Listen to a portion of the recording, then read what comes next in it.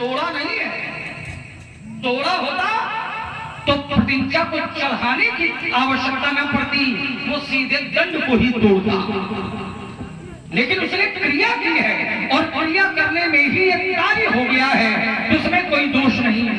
आपने एक बात बार बार बार बार रखी है कि घाट हमारे भैया की वाणी है, क्रोध आपकी धारा है, तो इसमें क्रोध का कोई दोष नहीं है। आप बार बार अपने क्रोध को बचा रहे हैं, रक्षा कर रहे हैं, क्योंकि उसमें हमारे भैया की वाणी रूपी घाट है। तो इसका उत्तर मैं अब कर रहा हूं। जैसे हमारे भैया की वाणी घाट है, आपका क्रोध उसमें धारा है, तो उसमें धारा का कोई दोष नहीं है, कोई ये पाप मूलक नहीं है। वैसे ही एक उदाहरण मैं दे रहा हूं। समुद्र में जहाज है और वो जहाज में आवश्यकता से अधिक भार है। जब आवश्यकता से अधिक भार जहाज में लाद दोगे तो वो जहाज समुद्र में डूब जाएगा। और जब वो जहाज समुद्र में डूब जाए तो इसमें ईमानदारी से बताना, इसमें दोषी कौन है?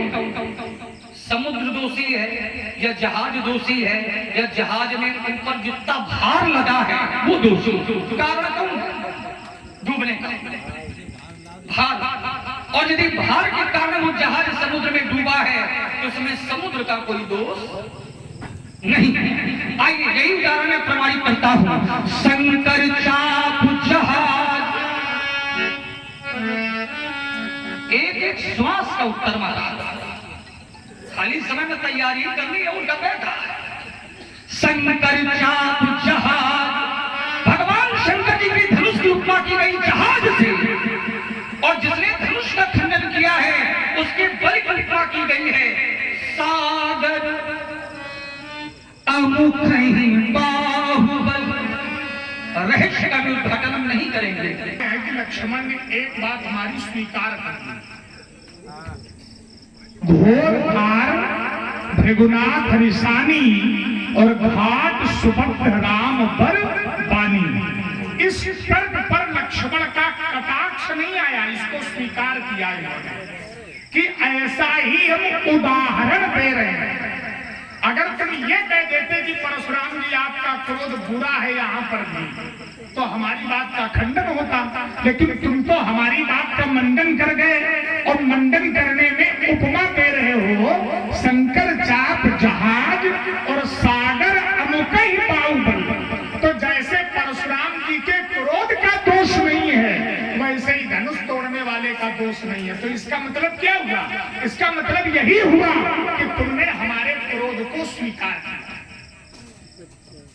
किया कि नहीं किया? और ये अच्छी बात है, ये अच्छी बात है कि स्वीकार कर लेना चाहिए। और एक बात बताएं, यहाँ आपको निरुत्तर होना ही पड़ेगा, ये भी हम कह रहे हैं। इस स्थान पर आपको निरुत्तर ही रहना पड़ेगा। आपके पास उत्तर नहीं है इस बात का। क्यों? क्योंकि अगर तुम इस बात का प्रतिपक्ष ला करके खड़ा करोगे तो वो प्रतिपक्ष केवल मेरे विरोध में नहीं बल्कि तुम्हारे भैया राम के भी विरोध में जाएगा। इसलिए यहाँ निरुत्तर है, उत्तर नहीं है तुम्हारे पास। तुम मजबूरी में तुमने उत्तर नहीं दिया, उपमा दी। शंकर चाप जहाज सागर अमुक ही बाहुबल, यानी मेरी उपमा को तुमने स्वीकार किया। और ये अच्छी बात है कि कर लेना चाहिए, सहज बात है। अब जरा आगे आओ। इन्होंने कहा कि ऐसे शिष्य को तो मर जाना चाहिए जो गुरु की निंदा करे। अरे भाई, हमने कब गुरु की निंदा कर दी? हमने निंदा की कोई बात ही नहीं की। ये तो तुम अपना बना रहे हो कि परशुराम जी ने निंदा कही। हमने तो नहीं कहा। हमने ये कहा कि मान लो अगर तलवार हाथ में लिए हो, तलवार न चले तो तलवार का दोष है, और यदि हाथ भी न चले तो हमने ये नहीं कहा था कि हाथ का दोष है कि नहीं है। तब मैंने प्रश्न किया था, और आप लोगों के कानों में सुना होगा, मैंने प्रश्न किया था कि तलवार न चले तो तलवार का दोष, और तलवार के साथ हाथ भी न चले तो फिर दोष किसका? वाक्य ये था, लेकिन तुमने उसको अपने पक्ष में ले जा करके और समाज में इस तरह से उसको परोसा कि परशुराम जी को गुरु विरोधी साबित कर दिया जाए, गुरु विरोधी सिद्ध कर दिया जाए। हमारी बात कुछ होती, उसको तुम अपने स्तर से अपनी थाली में परोस लेते हो।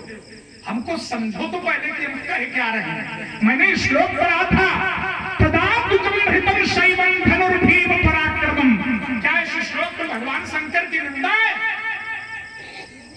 सोचिए जरा, अर्थ करिए इसका।